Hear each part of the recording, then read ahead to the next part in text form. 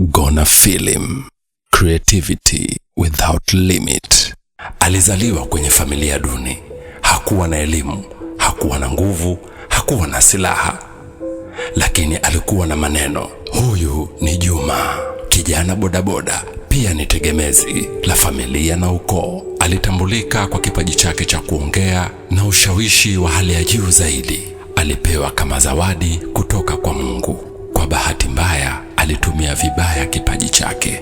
Alianza kuteka hisia na faragha za mioyo ya wanawake, hasa kwa wale waliokosa furaha na amani kwenye ndoa zao. Lakini pia alishika hatamu mpaka kwa mabinti wa mitaani. Ikitokea umeingia kwenye mtego wa dunia yake Juma, abadan, basi jua umetekwa kiakili na fikra. Kipaji chake alikitumia kama fimbo kuwachapa wake za watu na mabinti. Mwanzoni hali ilikuwa shwari, lakini baadaye ndipo ilipoingia dhoruba.